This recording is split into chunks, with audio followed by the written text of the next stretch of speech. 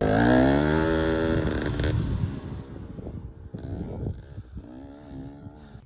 how's it going? Justin Blackstead here with Single Track Rambler. Today we're going to be looking at how to sharpen chains. We're also going to talk about the anatomy of chains, and we're going to look at some of the tools to do the job, and we're going to talk about some things to avoid, some of the gimmicky stuff out there. Anyways, I also want to mention that if you haven't subscribed to this channel, I encourage you to do so. We're going to be putting out a bunch of stuff in the field. It's currently snowing outside again, so as soon as I can get out there, I promise they're coming. Also, Instagram, I'm putting some shorter stuff on there now, just a little easier to work with instead of doing full-blown YouTube videos for 2-minute things. And last, I'm selling t-shirts again. You can find that link down in the description of this video. One of them looks like this, and it's pretty cool. All right, let's get into the anatomy of a chain. Okay, let's talk about the anatomy of the chain so we know what's happening as we're using these and as we sharpen what we're looking for. So this is the top plate. First of all, this is a cutting tooth. You have the top plate, you have the corner, often referred to as the working corner. It works as a piece of material comes in, it's going to hit this corner first, it's going to work all the way across this front, and then that piece of material is also going to continue to cut all the way down through the gullet. So it's important when we're sharpening that we work all of this section of chain from the gullet up to the corner and all the way across the top here.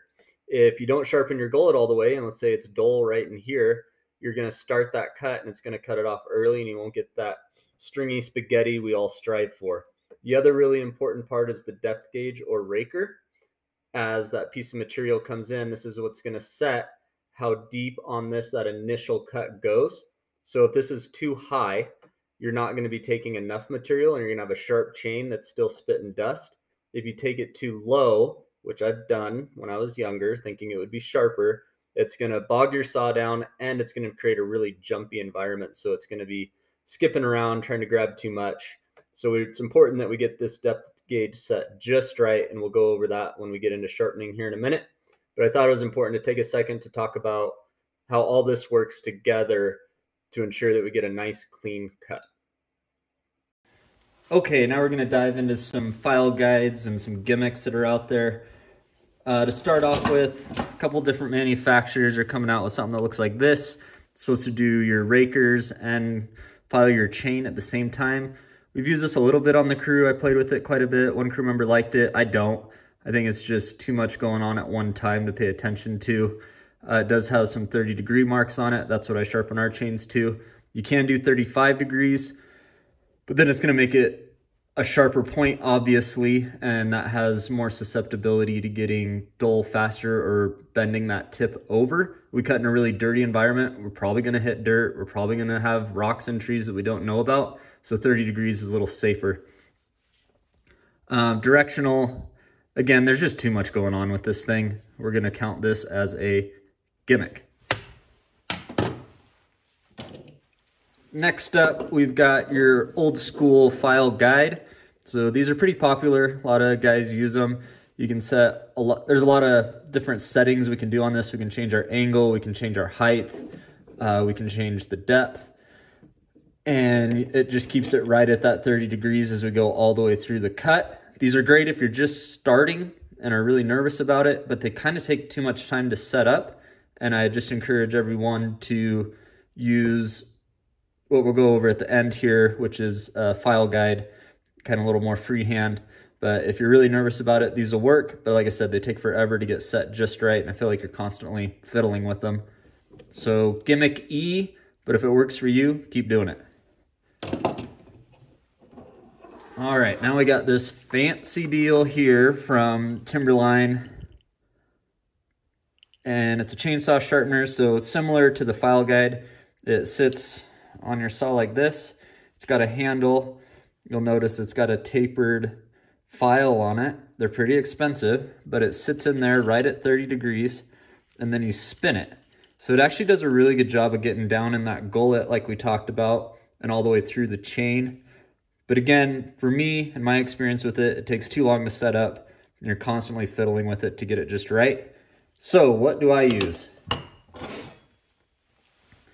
I use your traditional file guide. So it's got really nice marks at 30 degrees. That's the only markings on this. They used to have a 35 on them, but the new ones are only at 30. because that's industry standard anymore. This one's really nice because it clamps down really good. There's a couple different ones on the market that just have spring clips here, and those kind of get loose and fidgety. This one really holds your file in tight. So yes, this is what I use to sharpen a chain that doesn't have, and this is key, some chains are coming with a 30-degree mark etched into the top plate.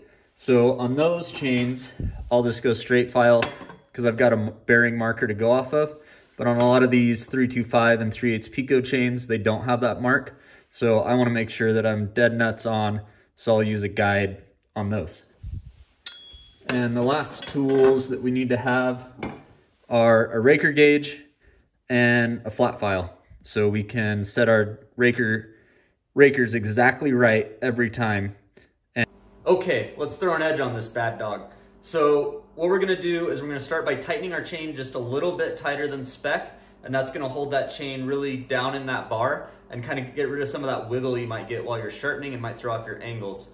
The other thing we're gonna do is we're gonna go find our shortest or gnarliest tooth, and that's where we're gonna start. So it's really important as we do this that we're looking not only at how sharp our cutter is, but also the length of it, because that could end up creating something that's off, and all of a sudden you're gonna have that J cut, which we all fear and hate when your saw starts cutting straight, and as you work through the cut, it starts to taper off at an angle, and all of a sudden it looks like you built a skateboard ramp.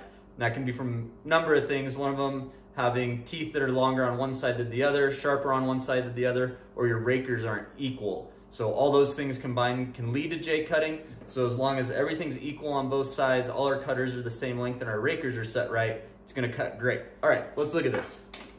So I'm gonna start with this one. Kind of pre-picked it out because it's nasty, but I'm gonna look through really quick and just compare the length and how much damage is done on each tooth and try to find the worst one. That one's pretty bad.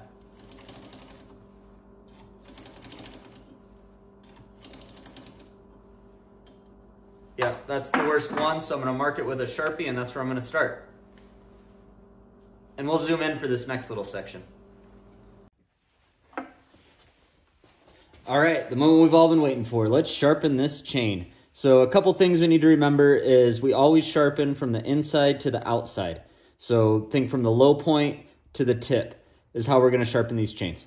The other thing is these file guides are designed to sit on the file so it's flat on the top plate and down on the raker. So if you have it just flat on the top plate, you're kind of doing it wrong. It needs to be down on there. That's gonna get it on the gullet. 30 degrees, we're gonna make sure that this is parallel to the bar, and it also needs to be 90 degrees to the ground. And it's really simple, you just push it through. I pull the file out every time because if you're pulling it back, you're actually hitting a harder part of the chain and you'll dull your file pretty quick. We're gonna count our strokes. That's 3, 4, 5, and that is really sharp. That one will get you.